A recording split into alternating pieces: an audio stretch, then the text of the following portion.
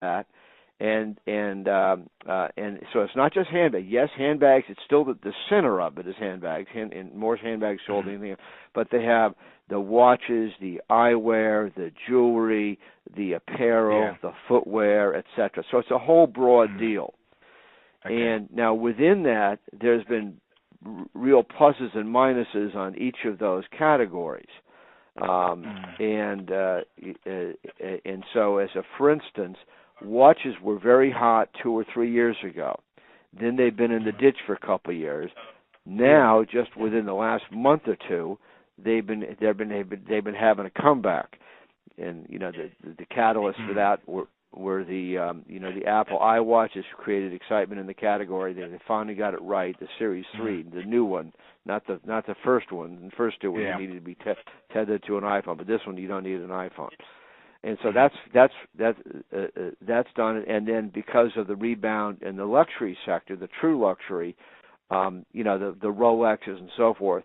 So that those are starting to come back. So there's some excitement in the watch category. Eyewear has been very strong, but it's a small category. And then footwear is okay. It's not great. It's okay, but it's an important enough part of the lifestyle platform, which is why Coach, which has always been weak in footwear, and they had to source their footwear from Li and Feng in Hong Kong. It was okay, but wasn't even great. So now they bought Weitzman a couple odd years, or Stuart Weitzman, which is a perfectly good house and compatible with the brand, and so hasn't fully realized its promise yet, but it's at least coming along. So there's all these trends going on, and the crazy thing is all these companies have their ups, downs, and softness, and the only one that's not doing bad the only one that's really doing well is Tory Burch, and that's because she never overexpanded the brand. So the brand retains cachet, it retains that value of scarcity, and she hasn't gone crazy with flash sales on the internet and all the rest of it. But the other ones are all challenged. Kate overexposed. Kate got overexposed too, and also Kate is a little bit of a different animal. Both Coach and Kors have a fairly broad demographic. I mean, they're all sort of women in their 20s and 30s. Coach is becoming a little bit older. You see women in the 40s there at the new Coach after the Stuart Vivers design came. Kors is sort of 20s and 30s. Kate has always been a little bit younger. Kids in college and then maybe into their 20s, but there's not that many Kate customers in their 30s and 40s.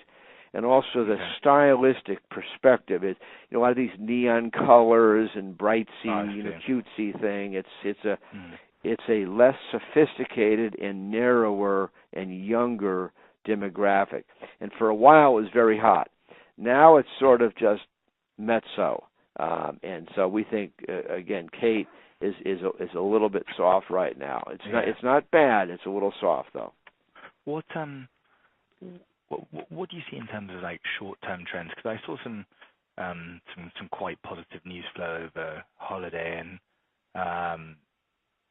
and I've seen some quite positive news flow in Asia and Europe. So I'm just wondering if there's any like short-term pickup in the last month or two.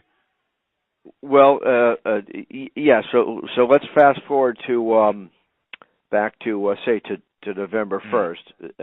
That's the beginning of the retail quarter. We can go back to October 1st because most of these guys are on a more of a calendar retail, although it begins in April 1st, July 1st, as opposed to the January 31st deal.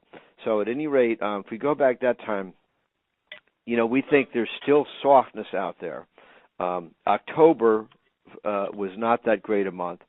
Now, on the international side, the calendar there is a lot different and people. So we do think there's been some strong results, particularly in Asia for both of the brands, meaning the big brands, Coach and Kors.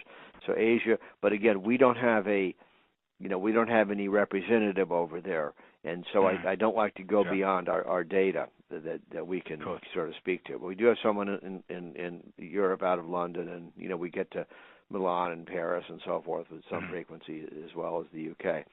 So at any rate, the brands there are doing okay. We think the superior international locations